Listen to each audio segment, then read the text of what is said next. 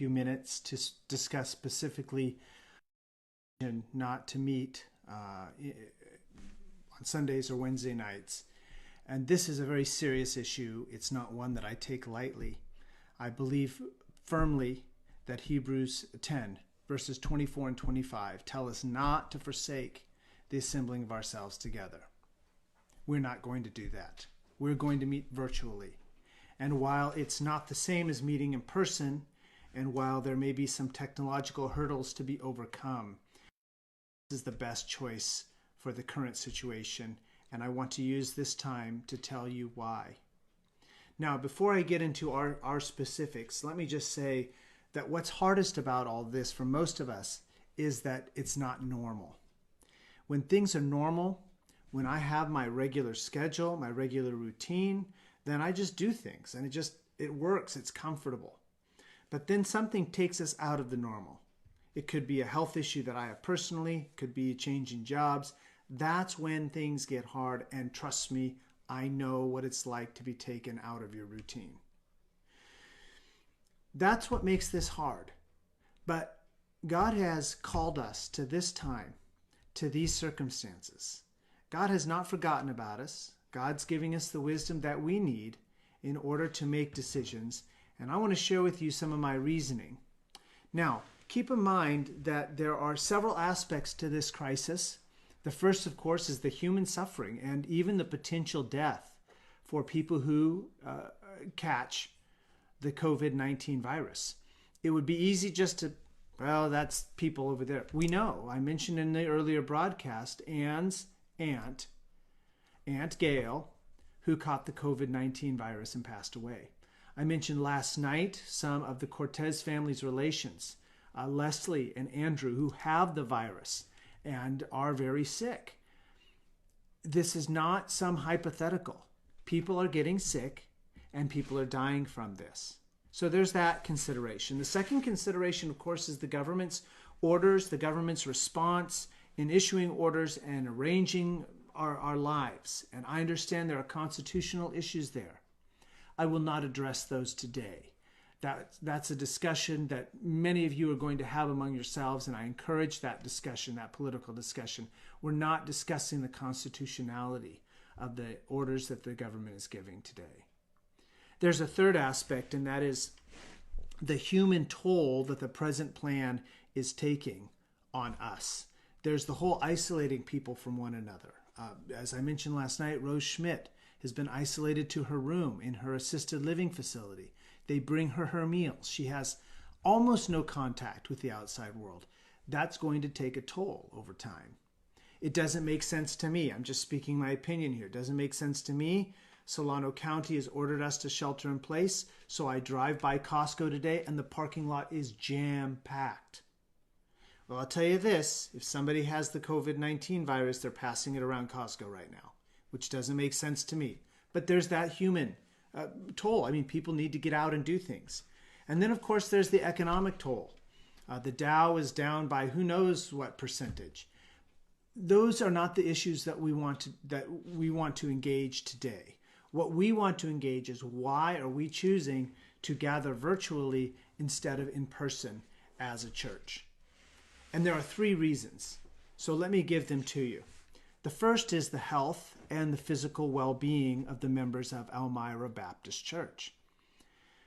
Frankly, we don't know how contagious this illness is. I've seen articles that say it's 10 times more, 2-3 times more contagious than the regular influenza. I've seen other articles that question that. And we don't know what the mortality rate is. Again, 10 times more than influenza. And other people saying, no, that's not true. We don't know. Because we don't know, because of that uncertainty, we have to be very careful. It would be easy just to say, well, let's just keep meeting. My life is in God's hands. If it's my time, then he'll call me home. And if it's not my time, then I'll survive. How many lives, I'm asking rhetorically, how many lives are we willing to sacrifice with that attitude? Would it be okay if 5 members of Elmira Baptist Church died because we kept meeting? Would it be okay if 3? Would it be okay if 1? Now, I don't know. You don't know how many people could be infected with the virus, and then how many people could die from it. It is coming out. We do know that many people have the virus and are asymptomatic. That is, they're not coughing. They're not laboring to breathe. They don't even have fevers. And so what that means is someone could come to Elmira Baptist Church, our meeting place, on a Sunday, on a Wednesday night, feeling fine. It could be me, feeling good, and yet be sick with the virus and spread it to others. So my first concern is the health and physical well-being of Elmira Baptist Church members. The second concern I have is that as Christians, we want to be respectful of our authorities. We are called, as much as is possible, to cooperate with the authorities that God has placed over us.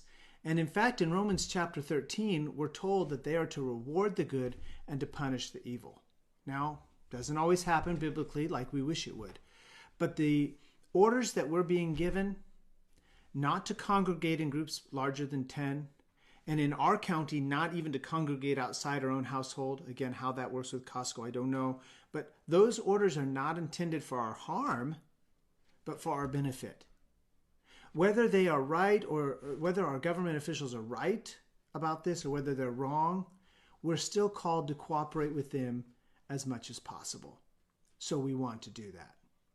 But there's a third thing I want you to consider, and that is the reputation of Jesus Christ and the reputation of Jesus Christ Church in our community. I have here a article from the newspaper, from an online source about this, and the headline is "Religion is at the heart of Korea's coronavirus outbreak." Let me just read you a paragraph here. The largest number of COVID-19 infections outside of China is now in Korea. Health officials there have confirmed more than 1,000 cases. This is now several days old. And the virus so far has killed 11 people. About half of those cases, okay, this is the cases in Korea, about half of those cases are linked to a single church. And authorities linked another cluster of cases to a church in the southern city of Busan, and yet another to a group of Catholic pilgrims returning from Israel. In other words, many of the cases in Korea are attributed to churches meeting and the spread of the disease among those churches. We don't want an article like this about Elmira Baptist Church.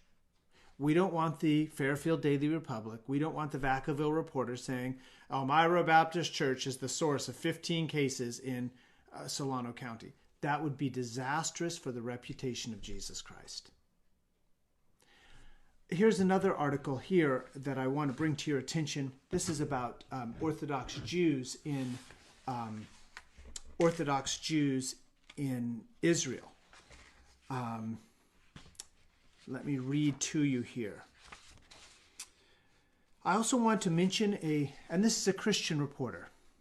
She says, I also want to mention a unique problem in Israel. Israel actually this week has had a spike in cases, more than 300 cases currently, primarily due to its Orthodox Jewish community.